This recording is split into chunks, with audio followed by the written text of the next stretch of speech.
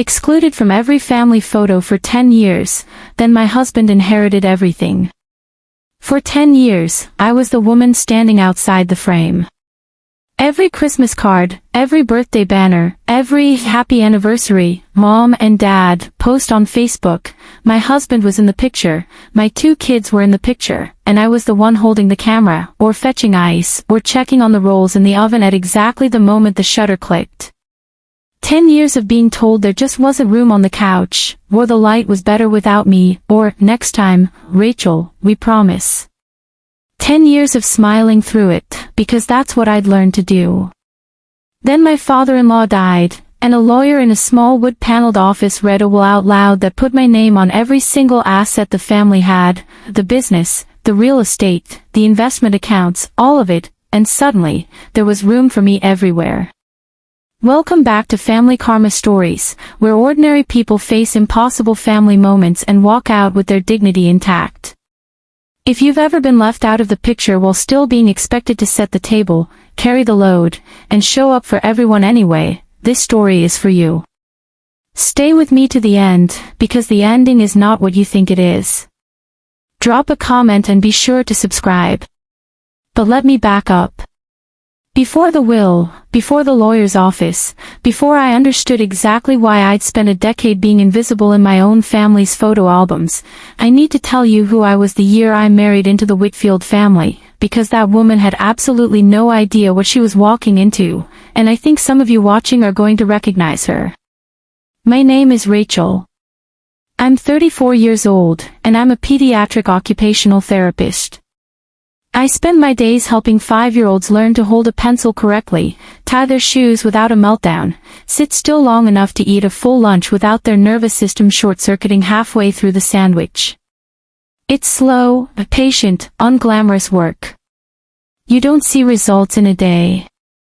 You see them in a year, sometimes 2, sometimes longer, and you learn very quickly in that field that persistence without recognition is simply the job description.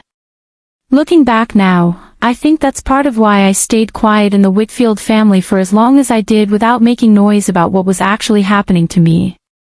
I've always believed that if you're patient enough, if you just keep showing up and doing the right thing without demanding anyone notice, people eventually come around on their own, in their own time. I believed that for 10 years. I was wrong for about 9.5 of them, and it took me a very long time to admit that to myself, let alone say it out loud to anyone else. I grew up outside Portland, the only daughter of a high school biology teacher and a man who spent 30 years running the parts counter at a regional auto dealership. We weren't wealthy, but we were steady, and steady, in my house, was treated like a kind of wealth in itself. My father used to say that a family's real net worth wasn't the number in the bank account, it was whether everyone showed up when someone needed a ride to the airport at 5 in the morning. I carried that idea with me my whole life without ever examining it too closely, and I think it's part of why I was so unprepared for a family that measured worth in an entirely different currency. I met my husband, Daniel Whitfield, at a continuing education conference in Denver, the kind of event where 300 exhausted healthcare professionals sit through PowerPoint slides about billing codes and secretly judge the hotel coffee. Daniel was an orthopedic physical therapist, funny in a dry, understated way that took me 2 full days to notice because he never tried to be the loudest person in the room. We ended up at the same lunch table on the second day, purely by accident, both of us having arrived too late to sit with anyone we actually knew. He asked me one question about pediatric OT that told me, within 30 seconds, that he'd actually read something on the subject rather than just nodding politely, and I remember thinking, almost against my will, that I wanted to know more about a man who did his homework before a lunch conversation with a stranger. We spent the rest of that conference finding excuses to sit near each other. He remembered small details from conversations 3 days later, what my sister's dog was named, that I'd mentioned wanting to try a specific restaurant near my hotel, that I took my coffee with exactly 1 sugar and nothing else. By the time the conference ended, we'd exchanged numbers, and by the time I landed back in Portland, he'd already texted to ask if he could call me that weekend, which felt, at the time, almost old-fashioned in the best way. We dated long distance for almost a year before he took a job closer to where I lived, a decision I didn't ask him to make and that told me everything I needed to know about how serious he was. We got married 18 months later at a small vineyard ceremony outside Sonoma. 40 guests, string lights strung between the olive trees, my father crying through his entire toast in a way that embarrassed him for weeks afterward. My parents adored Daniel immediately and completely. My mother still says, to this day, that she knew within 10 minutes of meeting him that he was going to take care of her daughter. His parents smiled at me the way people smile in a receiving line, polite, practiced, already glancing past my shoulder toward the next conversation. I didn't think much of that smile at the time. Weddings are chaotic, and I told myself his mother, Eleanor, was simply a reserved woman, formal in the particular way people get when they've spent decades being the hostess rather than the guest. Old money in her bearing, even though the Whitfields weren't old money at all. Daniel's father, Robert, had built the entire family fortune himself, starting with a single hardware store in 1987 and expanding it, store by store, decade by decade, into a chain of 14 locations across 3 states by the time I met the family. Self-made men are often the most particular about who they consider real family, and Robert Whitfield, I'd come to learn over the following decade, held very specific ideas about bloodlines, legacy, and who had actually earned the right to sit at his table versus who was simply allowed to visit it. I found out exactly what that meant about 4 months into the marriage, at our first Thanksgiving as a married couple. I spent 3 days on a pecan pie from my grandmother's recipe, the one with the slow bourbon reduction that takes 6 hours and a candy thermometer you cannot walk away from for longer than 90 seconds without ruining the whole batch. I walked into the Whitfield house that afternoon with the pie balanced carefully on one forearm and a bottle of wine in the other hand, feeling, for the first time in months, like I was finally being welcomed properly into this family, like this was the day I'd stop being Daniel's wife and start being Rachel. Eleanor took one glance at the pie, said, "Oh, how sweet of you," in a tone I would come to recognize over the following decade as her particular flavor of dismissal, and set it on the counter behind 3 other desserts, where it sat, completely untouched, for the rest of the night. I remember standing in that kitchen afterward, cutting a slice for myself just so it wouldn't feel like a total waste, and eating it alone by the sink while everyone else gathered in the living room. After dinner, Robert lined the whole family up on the back patio for the annual Whitfield family photograph. It was a tradition, apparently, one nobody had thought to mention to me beforehand. Every Thanksgiving, without fail, a photographer named Carol, who had been documenting this family for 20 years, arrived at exactly 4 o'clock and arranged everyone by height and birth order with the precision of a military drill. I watched Daniel's sister Marissa herd her husband and 2 kids into their designated positions. I watched his brother Tom straighten his tie in the reflection of the patio door. I stood there, waiting to be told where I belonged in the lineup, and Eleanor turned to me with that same practiced smile from the wedding and said, "Rachel, honey, would you mind running to the garage freezer for more ice? We're almost out, and Carol's only got the light for another 20 minutes. I got the ice. By the time I made it back outside, the photo was already finished, everyone dispersing back toward the house, plates of pie in hand, Carol already breaking down her tripod. I told myself it was an honest oversight. First Thanksgiving in a big, chaotic house, easy to momentarily forget the newest addition to the family. I even laughed about it with Daniel in the car on the drive home, though I noticed my own laugh came out a half-second too fast, the kind of laugh you produce when you're trying to convince yourself of something before you've fully processed it. Daniel frowned, said it wasn't right, said he'd talk to his mother about it. I don't know, to this day, whether he ever actually did, and I never pushed hard enough to find out, which is a thing I've had a lot of time to sit with since. What I do know is that the following year, at Christmas, the exact same thing happened. Different errand this time. "Rachel, could you go check if the dinner rolls are warm enough?" But the same outcome. I was in the kitchen, oven mitt still on my hands, when I heard the shutter click through the window. I stood there for a second, holding a tray of rolls that didn't actually need checking at all, and something in my chest went very still and very quiet, the first small crack in the story I'd been telling myself. By year 3, I had stopped believing, even for a second, that it was accidental. But I still didn't say anything, because by then, a pattern had already taken shape, and I think part of me was afraid that naming it out loud would make it permanently real in a way that quietly enduring it did not. I want to be very clear about something here, because I think it matters enormously for understanding everything that came after. I never once made a scene about it. I never said a sharp or cutting word to Eleanor or Robert in 10 full years of marriage. My mother raised me on the idea that dignity is a currency you can only spend once in front of certain people, so you'd better spend it carefully and on something that actually matters. I decided early on that I was not going to burn mine on a fight about a photograph, no matter how much that photograph came to represent. I told myself the photo itself didn't matter.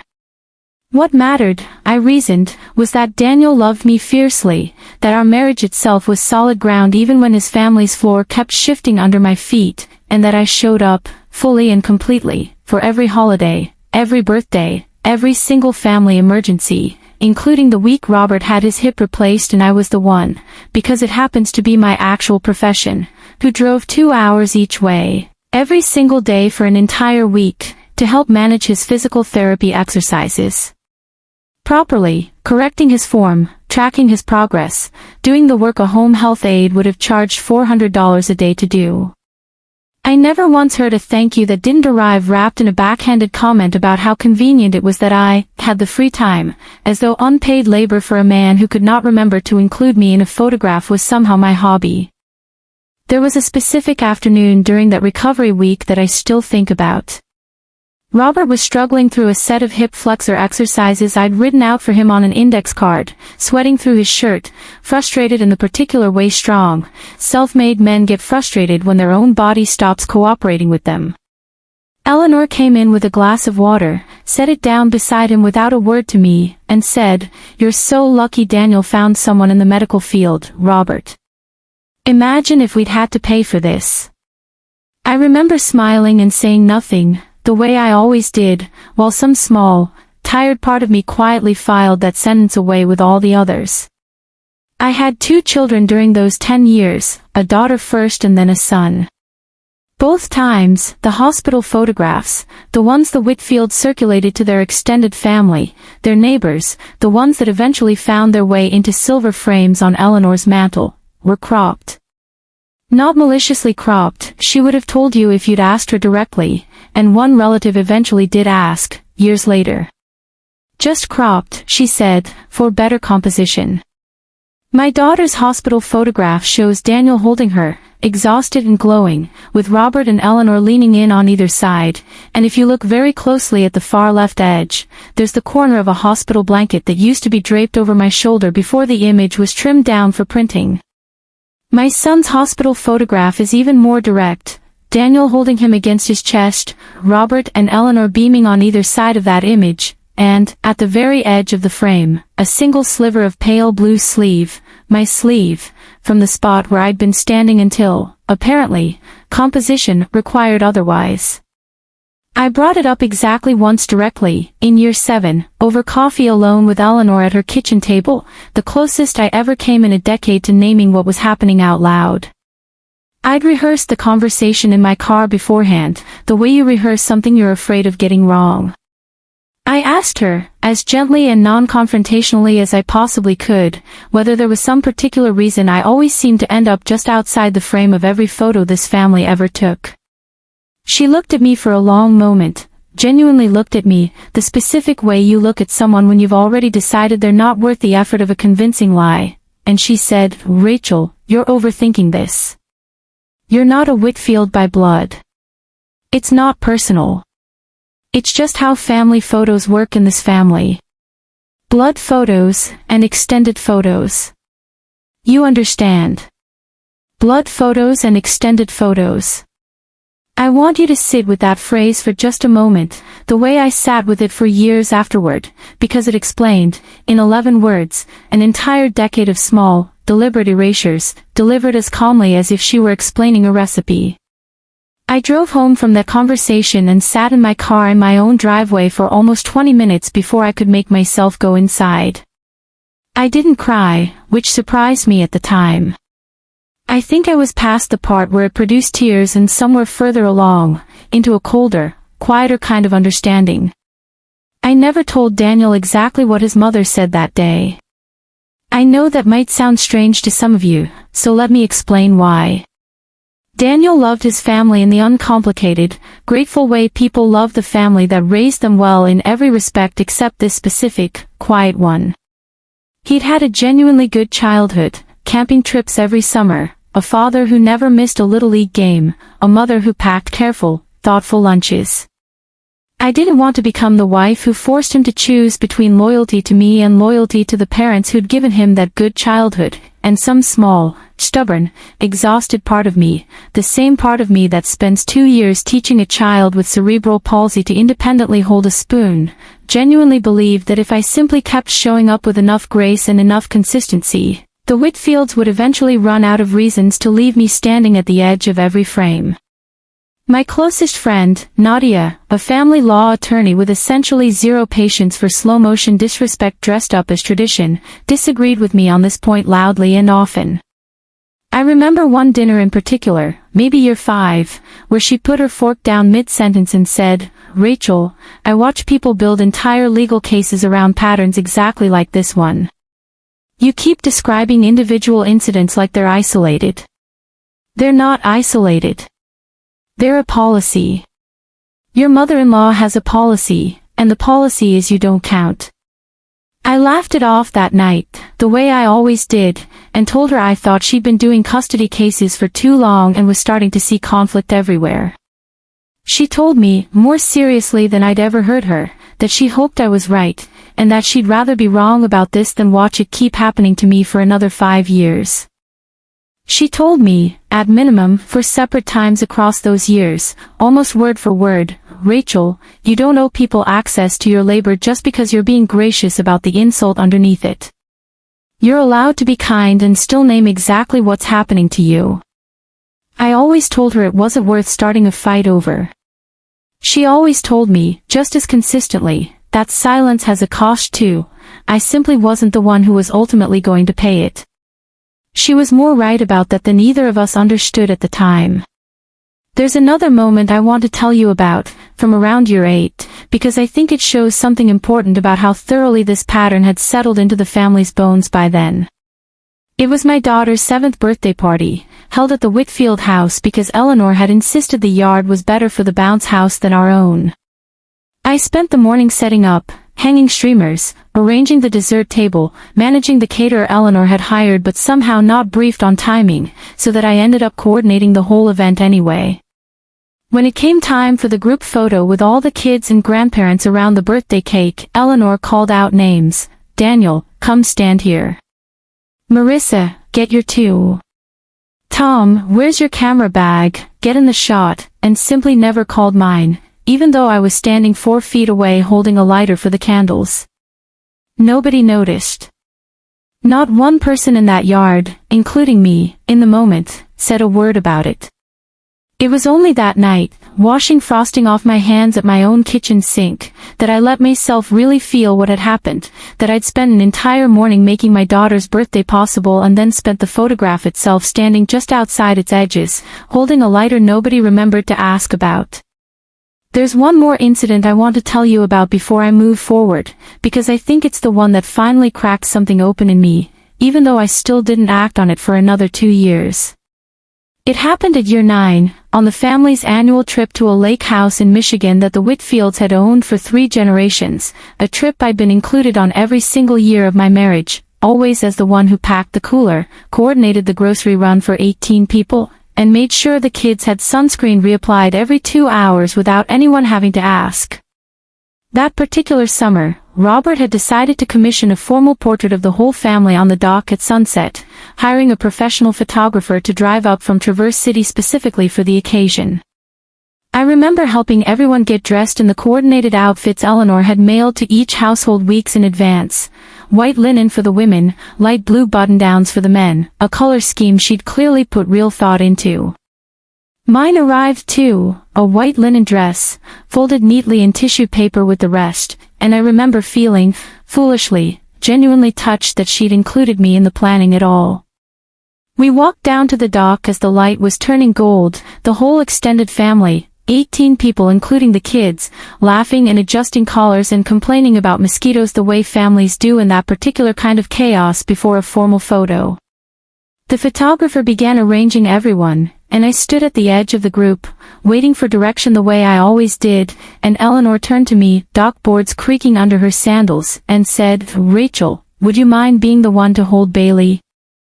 Bailey was Marissa's golden retriever, who was not, in fact, part of the coordinated outfit plan and who Eleanor had apparently decided, in that exact moment, needed a designated handler standing just off to the side during the family portrait. I held the dog. I stood on the grass just past the edge of the dock, in my white linen dress that had been mailed to me with such apparent care, holding a leash, while 18 members of the Whitfield family arranged themselves against a Michigan sunset that the photographer would later print, frame, and mail to every household in the family except mine. Daniel didn't notice what had happened until we were back at the house that night, scrolling through the proofs the photographer had sent ahead as a preview. He went very quiet, and then he said, almost to himself, "You're not even in the dog photo. You're in the actual dog photo, off to the side, holding the leash." I remember laughing, not because it was funny, but because I genuinely didn't know what else to do with a sentence like that. I want to pause here and say something honest, because I think it matters for anyone watching this who's been in a version of my position. I am not telling you I handled all of this perfectly. There were nights I cried in the shower so Daniel wouldn't hear it through the bathroom door. There were mornings I woke up and, for just a moment before I remembered myself, felt genuinely afraid of an upcoming family event the way you'd feel afraid of a job review you knew was going to go badly. I want to be honest about that because I think the version of these stories that skips the actual cost of staying quiet does a disservice to anyone living through something similar right now. Robert Whitfield died in March, 11 weeks before the day I'm telling you this story, of a sudden heart attack in the parking lot of the very first hardware store he'd founded 31 years earlier. It was fast. He didn't suffer, which is the only mercy anywhere in the whole situation. I got the call from Daniel while I was at work, mid-session with a 4-year-old named Oliver who was learning to stack blocks without knocking them down out of frustration, and I remember the strange, disorienting whiplash of going from that small, careful world into the sudden enormity of Daniel's voice breaking on the phone. I drove Daniel to his parents' house within the hour, held Eleanor while she sobbed into my shoulder for the first time in a full decade of marriage, and spent the following 2 weeks doing exactly what I had always done in every family crisis for 10 years running. I showed up, and I organized. I handled every logistical call to the caterer, the florist, and the funeral program printer, because Eleanor could not hold a phone conversation together for longer than 90 seconds without falling apart completely. I picked Marissa's 2 kids up from school for 8 consecutive days, because Marissa was, in her own words, too destroyed to function. I sat with Tom's wife at the funeral home while she chose a casket, because Tom said he couldn't be in that room. Nobody asked me to take on any of this. I simply did it, the way I always did, because that had always been my role in this family, assigned to me without a vote and never once revoked, not even in the middle of grief. At the funeral itself, there was an enormous photo wall, 40 years of Whitfield family history, blown up and mounted on foam board, arranged carefully by Marissa and a hired event designer she'd brought in specifically for the reception. I walked the full length of that wall slowly, coffee cup in hand, during the reception afterward, and I counted. Wedding photographs. Christmas mornings. Hospital photographs from every grandchild's birth. Graduation ceremonies. 14 years of documented Whitfield family life, roughly 110 images in total, spanning the entire wall from one end of the room to the other. I appeared in exactly 3 of those 110 photographs, and in every single one, I was partially cropped out of the frame. I stood in front of that wall for a very long time. A cousin of Daniel's, someone I'd met maybe twice in 10 years, came up beside me at one point, looked at the wall with me, and said, casually, not unkindly, "It's crazy how much history is up here, right?" I said yes. I didn't say anything else. Nobody noticed me standing there for as long as I did, which felt, in that particular moment, like the whole point being proven one final time, at Robert's own funeral, of all places. I wasn't angry yet. I want to be precise about that, because anger came later, and it came for different reasons. In that moment, I was simply, fully, completely awake for the first time in 10 years. I went home that night and sat on the edge of my bed for a long time after Daniel had fallen asleep, exhausted from grief, and I thought about something Dr. Alvarez, a therapist I'd seen briefly a few years earlier during a stretch of bad insomnia, had once said to me almost in passing. I'd mentioned the photo thing to her once, quickly, embarrassed, the way you mention something you've decided isn't important enough to spend a whole session on. She'd looked at me and said, "Rachel, the things we decide aren't important enough to talk about are usually exactly the things doing the most damage in the background." I hadn't understood that sentence fully at the time. Sitting on the edge of my bed the night of Robert's funeral, I understood it completely. I thought, too, about the lake house photo, the one where I stood in a mailed-to-me linen dress holding somebody else's dog off the edge of a family portrait. I thought about how, at the time, I'd told myself it wasn't worth mentioning, that it was such a small thing in the scheme of a whole weekend, that surely I was reading too much into a moment that probably meant nothing at all to anyone but me. I understood, sitting there in the dark with Daniel breathing steadily beside me, that I had spent 10 years being the only person in that family required to provide the generous interpretation of every single slight, over and over, while nobody on the other side of it ever had to extend me the same courtesy even once. The 2 weeks between the funeral and the will reading were strange, suspended weeks. Eleanor called me nearly every day, not about anything specific, logistics questions about the reception thank you cards, whether I remembered where Robert kept the extra key to the lake house, small administrative things that could easily have waited. I understood, even then, that these calls weren't really about logistics. They were about the fact that Eleanor, for the first time in a decade, needed something from me faster than she could get it from anyone else, and some old, worn groove in both of us simply defaulted back to the familiar shape without either of us discussing it. I answered every call. I handled every request. Some part of me, even after everything, still couldn't quite break the habit of being useful on demand. Daniel, during those 2 weeks, was somewhere else entirely, moving through the specific fog of losing a father, and I want to be fair to him here, because grief doesn't leave much room for noticing patterns, even ones that have been sitting in plain sight for a decade. I didn't resent him for not seeing it in that moment. I'd had 10 years of practice noticing. He'd had 2 weeks of practice grieving. Those aren't comparable states, and I tried to hold that in mind even when I was tired.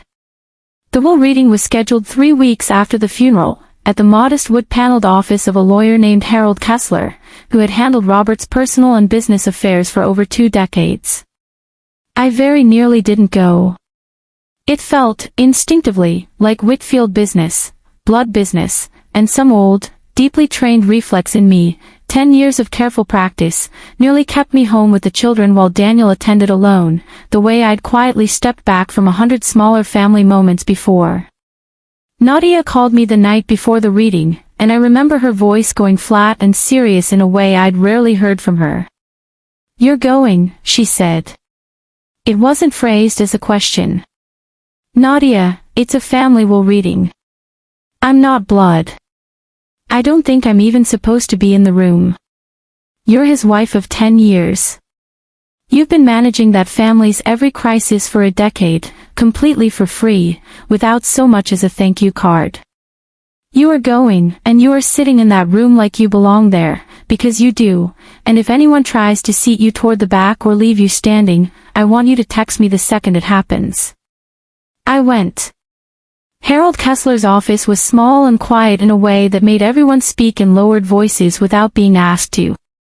Eleanor sat at the head of the conference table. Marissa and her husband sat along one side. Tom and his wife sat along the other.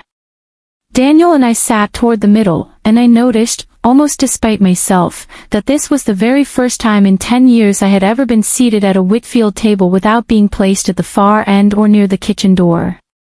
Harold came in carrying a worn leather folder, adjusted his glasses in the particular way lawyers do right before something important, and began. He worked through the smaller, more personal bequests first. A set of Robert's hand tools went to Tom, who'd always admired them. Robert's watch collection was split evenly among all the grandchildren. A modest cash gift went to a longtime store manager named Felix, who had worked alongside Robert since the very first location opened in 1987. There was a small, unexpected bequest to Carol, the family photographer, for 2 decades of capturing this family, which I heard and felt a strange, sharp jolt from, though I couldn't have told you exactly why in the moment. These were the kind of items that made everyone around the table nod solemnly and reach for tissues, the expected, comfortable rhythm of a will reading unfolding exactly as everyone assumed it would. Then Harold reached the main body of the estate, 14 hardware stores across 3 states, 2 commercial real estate holdings, a rental property portfolio, and an investment account that had quietly compounded over 3 decades of careful, unglamorous, self-made discipline. The bulk of the estate, Harold read aloud, including full ownership of Whitfield Hardware Group, all associated real property, and the entirety of the investment portfolio held under the Whitfield Family Trust, is to be placed into a trust for which Rachel Whitfield. He paused there, only slightly. The particular pause lawyers make when they already know a name is about to land in a quiet room like a dropped plate in a full restaurant, is named sole trustee and primary beneficiary. Effective immediately upon my death. The room did not make a single sound for what felt like a full 10 seconds. Then Eleanor said, very quietly, in a voice I had genuinely never heard from her before, there must be some mistake. Harold did not blink. He slid a second document across the polished table, a letter, handwritten, dated 14 months earlier. He explained, calmly and clearly, that Robert had come to his office completely alone, without Eleanor's knowledge, and had asked him to draft a formal amendment to the existing will. He explained that Robert had been very specific in his instructions that this letter be read aloud, in this exact room, in front of the entire assembled family, rather than delivered privately or quietly through the mail. He handed the letter directly to me. I'm not going to read you every single word of that letter, because some things are simply mine to keep. But I will tell you what mattered most inside it. Robert wrote that he had watched me carefully for 10 full years. He wrote that he had noticed, every single year without fail, exactly who drove Eleanor to her medical appointments, who organized his hip surgery recovery down to the exercise sheet, who remembered his blood pressure medication schedule with more precision than his own children ever did, who showed up to every single hardware store grand opening across 3 states with a tray of homemade sandwiches because she understood, from her own profession, that the staff would be too busy working the floor to eat a proper lunch. He wrote that he had also noticed, quietly, year after year, the way the family photographs always somehow left me standing just outside the frame, and that he had never said anything about it while he was alive because he hadn't wanted to start a war inside his own living room. He wrote about the 7th birthday party. Actually, he'd apparently noticed that one too, standing off to the side with his own cane, watching me hold a lighter for the candles while Eleanor called out every name but mine. He wrote that it had bothered him more than he'd ever let on. But he wanted the very last word on the matter to be his own, and the last word was this: family was never truly about whose blood ran in your veins. It was about who consistently showed up when there was nothing whatsoever in it for them.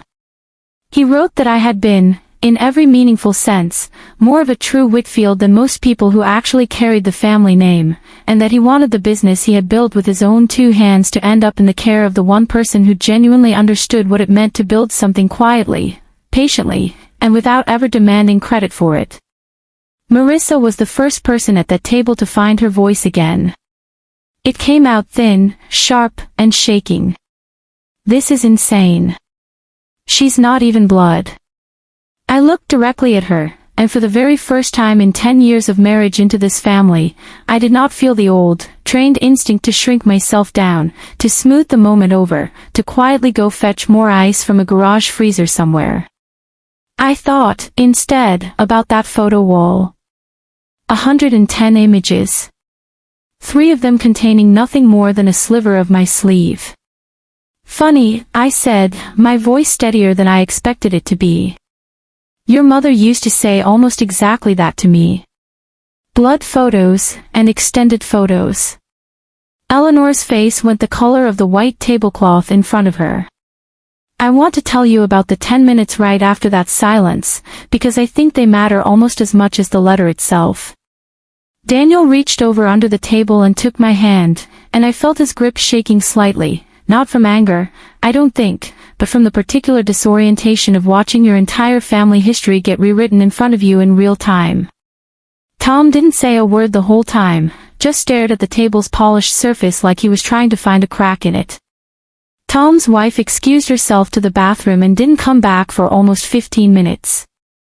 Marissa's husband put a hand on her shoulder and she shrugged it off hard enough that his hand fell into his lap. Harold Kessler, to his enormous credit, did not rush any of us out of that room.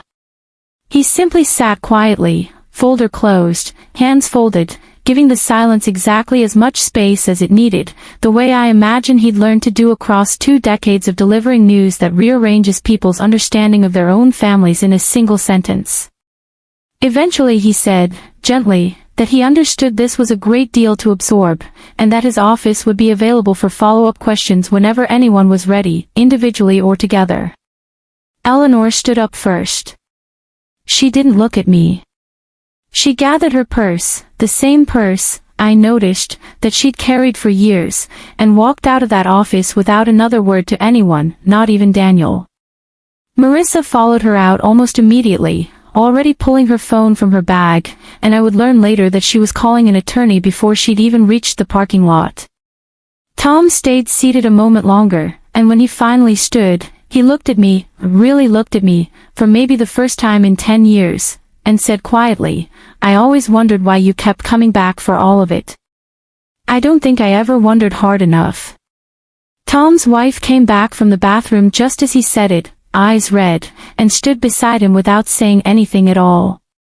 I found out much later, from Daniel, that she'd spent those 15 minutes not crying but calling her own sister, saying almost the exact same thing I'd have said if our positions were reversed, that she'd always known something was off about how this family treated me, and that she'd never once said anything either, because it wasn't her place, because it felt easier to stay quiet. Because that's simply what everyone in this particular family had learned to do around Eleanor and Robert's version of how things worked.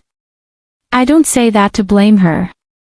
I say it because I think it's important to understand how these patterns hold themselves together, not through one villain making one decision, but through an entire group of otherwise decent people quietly agreeing, without ever discussing it, that noticing costs more than it's worth. Felix, the store manager who'd received the modest cash gift earlier in the reading, was still in the outer waiting room when we finally left, having come separately for a private conversation with Harold about the transition of store operations. He caught my eye on the way out, and he didn't say anything about the will at all, which I appreciated more than I could have explained in the moment. He just said, Robert talked about you sometimes, you know. At the store. Not in some big dramatic way. Just, he'd mentioned things. That you'd driven out again to help with something. That you never made a fuss about it. I thanked him, and I meant it, and I understood, standing in that small waiting room, that Robert's letter hadn't come from nowhere. It had come from years of small, quiet observation that nobody in his own household had ever bothered to make. I didn't have an answer for him in that moment. I'm not sure I have one now, honestly, beyond the simple, unglamorous truth that I loved my husband, and I had genuinely hoped, for a very long time, that love might eventually be enough to earn a place at a table that had already decided the seating chart before I ever arrived. Daniel and I drove home in near silence that afternoon.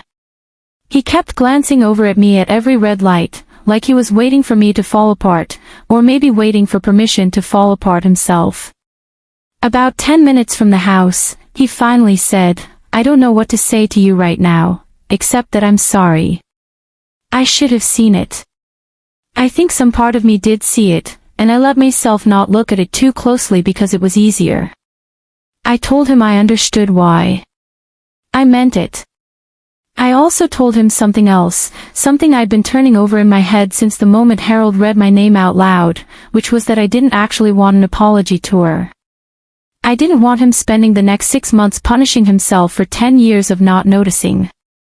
What I wanted, I told him, was for the two of us to figure out, together, what kind of family we wanted our own 2 kids to grow up inside of, because whatever answer we landed on, it was not going to look like the one I'd just spent a decade standing at the edge of.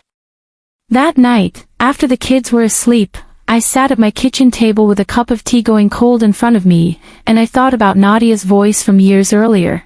Silence has a cost too. I simply wasn't the one who was ultimately going to pay it, and I understood, finally, completely, what she'd meant. The cost hadn't disappeared because I'd stayed quiet about it. It had just been deferred, collecting quietly somewhere in the background of this family's history, the way interest collects on an account nobody's watching, until the day it came due all at once, in a small wood-paneled office, in front of everyone. I called Nadia around 11 that night, too wound up to sleep, and she picked up on the first ring like she'd been waiting for the call. I told her everything, start to finish, my voice doing that strange, flat thing voices do when the news is too big to react to properly yet. She was quiet for a long moment after I finished, which was unusual for her, and then she said, "Rachel, I need you to hear me say this clearly, because I don't think you're going to let yourself believe it on your own tonight. He saw you. For 10 years, while everyone else in that family made you invisible, the one person you'd have least expected to notice was the one person who saw exactly what was happening to you the whole time.